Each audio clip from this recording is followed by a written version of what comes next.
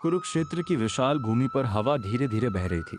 युद्ध आरंभ होने में कुछ ही समय शेष था। दोनों सेनाएं एक दूसरे के सामने खड़ी थीं, लेकिन अर्जुन के भीतर अब भी एक तूफान चल रहा था।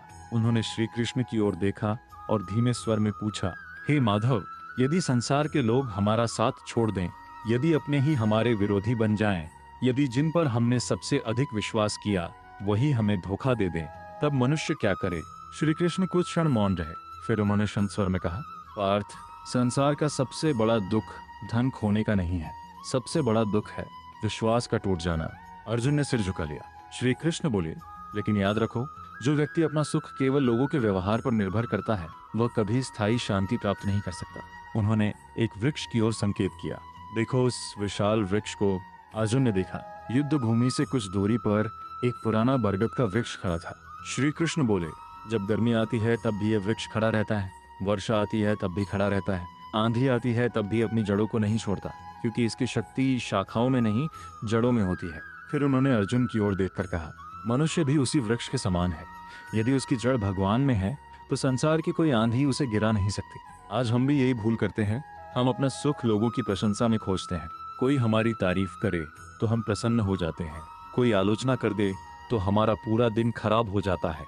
यदि कोई साथ दे तो हम खुश रहते हैं, यदि कोई दूर चला जाए तो हम टूट जाते हैं। श्री कृष्ण बोले, पार्थ, जिसने स्वयं को नहीं जाना वह हमेशा दूसरों की स्वीकृति खोजता रहेगा, लेकिन जिसने अपने भीतर भगवान को पा लिया उसे संसार की स्वीकृति की आवश्यकता नहीं रहती। अर्जुन ध्यान से सुन रहे थे। श्री कृष्ण ने आगे कहा, महाभारत का यह युद्ध भी इसी सत्य का प्रमाण है। भीष्म मेरे भक्त थे, द्रोण महान गुरु थे, विदुर धर्मात्मा थे, कर्ण दानवीर था, लेकिन प्रत्येक व्यक्ति अपने कर्मों और निर्णयों के कारण अलग अलग मार्ग पर चला गया। इसलिए पार्थ, केवल किसी का अपना होना पर्याप्त नहीं है। सच्चा संबंध सत्य और धर्म से होता है। कुछ क्षण बाद श्री कृष्ण ने अर्जुन से पूछा, यदि कोई तुम्हें अपशब्द कहे तो क्या तुम वही शब्द अपने भीतर संभाल कर रखोगे? अर्जुन ने कहा, मैं प्रभु। श्री कृष्ण मुस्कुराए। फिर किसी की नफरत, विश्वासघात या कटु व्यवहार को अपने हृदय में क्यों संभाल कर रखते हो? ये सुनते ही अर्जुन जैसे भीतर तक जाग उठे। श्री कृष्ण बोले, क्षमा करना दूसरों पर उपकार नहीं है, क्षमा करना स्वयं को दुख की कैद से मुक्त करना है।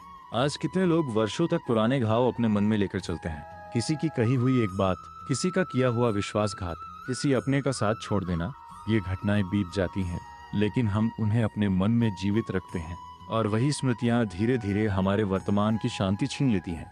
श्री कृष्ण ने कहा, जो बीत गया उसे पकड़कर बैठना ऐसा है जैसे बुझ चुके अंगारे को हाथ में पकड़कर ये उम्मीद करना कि दूसरा व्यक्ति जल जाएगा। जलते तो हम स्वयं हैं। अर्जुन की आंखों से आंसू बह निकले। उन्होंने कहा, हे प्रभु, आज समझ में आया कि मैं अपने शत्रुओं से नहीं, अपनी स्मृतियों से हार रहा था। श्री कृष्ण ने स्नेहपूर्वक कहा, पार्थ, जीवन में लोग आएंगे और चले जाएंगे, परिस्थितियां बदलेंगी, संबंध बदलेंगे, लेकिन यदि तुम्हारा विश्वास भगवान और धर्म में अटल रहेगा तो तुम्हें कोई भी परिस्थिति पराजित नहीं कर सकेगी। फिर उन्होंने एक अंतिम वाक्य कहा जिसने अर्जुन के हृदय को नई शक्ति से भर दिया।